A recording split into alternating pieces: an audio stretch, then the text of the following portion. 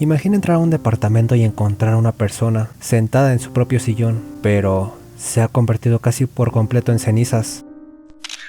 No hay un incendio visible en el resto de la habitación, no hay señales de que el fuego se haya propagado, solo queda un montón de restos, un cráneo reducido a un tamaño casi imposible y un pie todavía dentro de una pantufla, como si el fuego se hubiera detenido justo ahí, sin razón aparente. Esto no es un argumento de una película de terror, es uno de los casos más famosos y desconcertantes de la historia relacionados con un fenómeno conocido como combustión espontánea humana. Hoy vamos a hablar del caso de Mary Reeser, ocurrido en 1951 en Estados Unidos, un caso que hasta el día de hoy sigue generando debate entre quienes creen en explicaciones paranormales y quienes defienden una explicación completamente científica.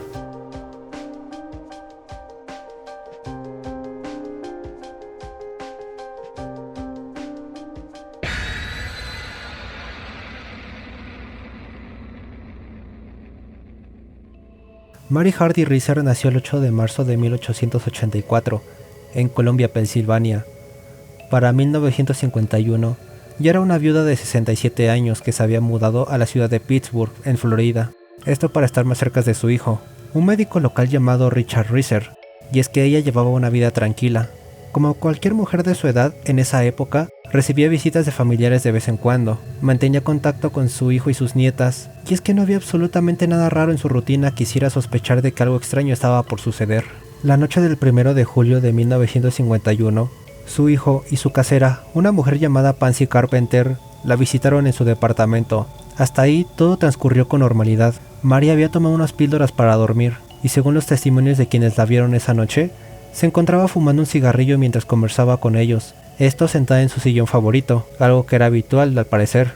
Lo que no sabían es que esa era la última vez que alguien la vería con vida. A la mañana siguiente, el día 2 de julio, la casera Pansy Carpenter intentó entregarle un telegrama a Mary. Tocó la puerta, pero algo andaba mal, pues no había obtenido respuesta.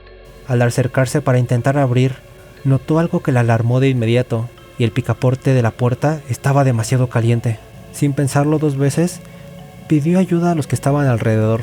Al entrar al departamento con ayuda de estas personas, se encontró con una escena que ninguno de los presentes pudo procesar inmediatamente. En el lugar donde estaba sentada Mary, en su sillón en el que normalmente la gente la veía, solo quedaba un montón de cenizas. El sillón se había quedado reducido prácticamente a restos de resortes metálicos de su estructura. Por su parte, una mesa y una lámpara cercanas al sillón mostraban señales de haber sido consumidas por el fuego, y sin embargo, el resto del departamento estaba prácticamente intacto. No habían señales de un incendio que se hubiese propagado por la habitación, y es que el techo apenas mostraba unas manchas de humo.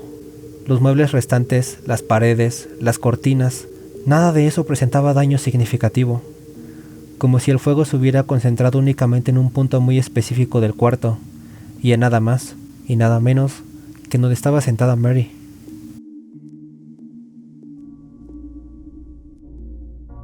Lo que convirtió en este caso en uno de los más citados dentro del fenómeno de la combustión espontánea fueron precisamente los detalles encontrados por los investigadores.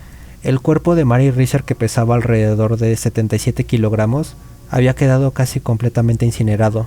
De ella solo se logró identificar una parte de su pie izquierdo, que curiosamente conservaba todavía la pantufla que llevaba puesta esa noche, prácticamente intacta pese al calor extremo que había consumido el resto de su cuerpo.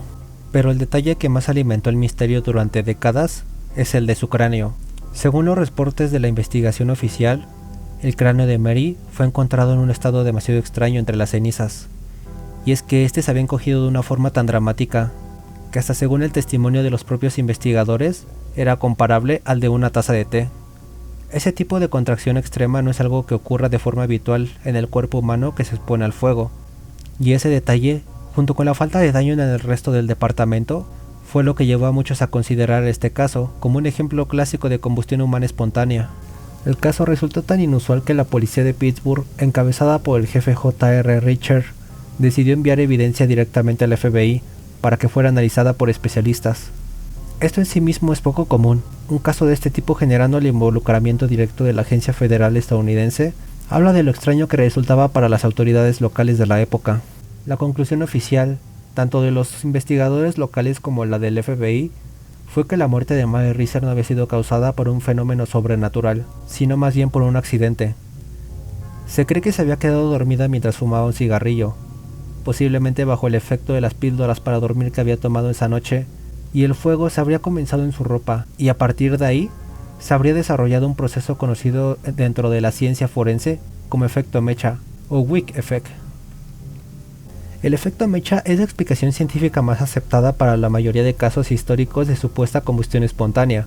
La teoría plantea que, cuando la ropa de una persona se prende fuego, por ejemplo, por la caída de un cigarrillo encendido, la grasa corporal puede derretirse lentamente con el calor y empapar la tela, funcionando de forma muy similar a la de la cera de una vela alrededor de una mecha.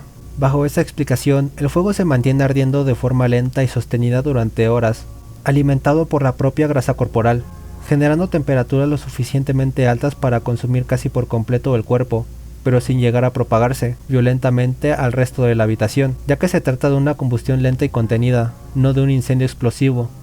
Esto explicaría la destrucción casi total del cuerpo de Mary como la conservación relativamente intacta del resto de su departamento. Sin embargo, esta teoría no logra explicar del todo a satisfacción de los investigadores. El nivel de contracción del cráneo encontrado en la escena es lo que alimenta y mantiene viva la controversia científica alrededor de este caso, en particular durante más de 70 años.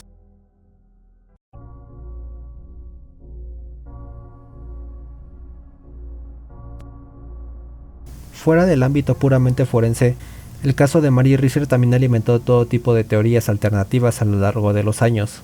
Algunas de las más mencionadas incluyen la posible acumulación de electricidad estática en el cuerpo, así como reacciones químicas relacionadas con la generación interna de gases como el metano, producto en el sistema digestivo, e incluso explicaciones que apuntan a una combustión generada por procesos completamente internos al cuerpo humano, sin ningún tipo de fuente externa de ignición.